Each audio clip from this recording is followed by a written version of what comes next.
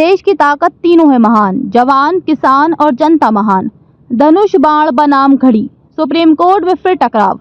शिंदे पवार की बड़ी धड़कनें, महाराष्ट्र की राजनीति में निर्णायक मोड़। बड़ी खबर, सुप्रीम कोर्ट में फिर गरमाएंगे धनुष बाण और घड़ी के मुद्दे। 7 और 14 मई को अहम सुनवाई। महाराष्ट्र की राजनीति एक बार फिर उबाल पर है। राज्य की दो सबसे बड़ी पार्टियां शिवसेना और राष्ट्रवादी कांग्रेस पार्टी एनसीपी अपनी पहचान और चुनाव चिन्ह को लेकर फिर से सुप्रीम कोर्ट के दरवाजे पर है। जहां एक तरफ उद्धव ठाकरे गुट धनुष बाण के लिए संघर्ष कर रहा है, वहीं दूसरी ओर शरद पवार गुट घड़ी चुनाव चिन्ह के लिए कानूनी लड़ाई लड़ रहा है। अब ये बहुप्रतीक्षित मामला 1.5 साल बाद फिर से सुप्रीम कोर्ट की लिस्ट में शामिल हुआ है, जिससे एकनाथ शिंदे और अजित पवार की टेंशन और बढ़ गई है। महत्वपूर्ण तारीख मामला पक्षकार 7 मई 2025, शिवसेना का नाम और धनुष बाण, चुनाव चिन्ह उद्धव ठाकरे बनाम एकनाथ शिंदे।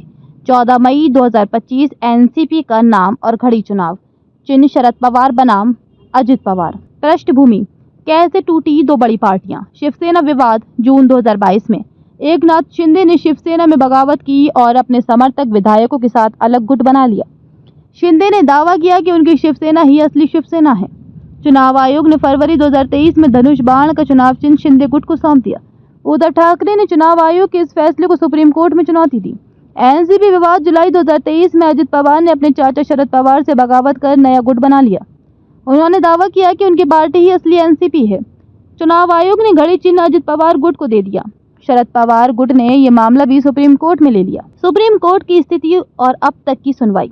सुप्रीम कोर्ट में याचिका 2023 में दायर की गई थी, लेकिन सितंबर 2023 के बाद कोई सुनवाई नहीं हुई। अब ये मामला फिर से लिस्ट में शामिल हुए हैं। कोर्ट पहले ही अजित पवार गुट को आदेश दे चुका है कि वे मीडिया में ये स्पष्ट करे कि घड़ी चुनाव चिन्ह पर विवाद सुप्रीम कोर्ट में लंबित है। राजनीतिक असर, चुनावी समीकरण होंगे प्रभावित। आने वाले लोकसभा और विधानसभा चुनावों में इन फैसलों का सीधा असर मतदाताओं और गठबंधनों पर पड़ेगा।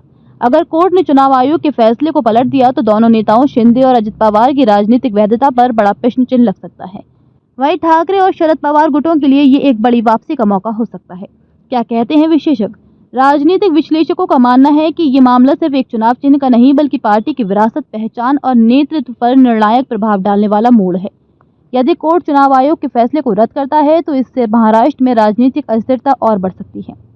निष्कर्ष, 7 और 14 मई पर टिकी महाराष्ट्र की सियासत। ये 2 दिन 7 मई शिवसेना मामला और 14 मई एनसीपी मामला महाराष्ट्र की राजनीति का भविष्य तय कर सकते हैं।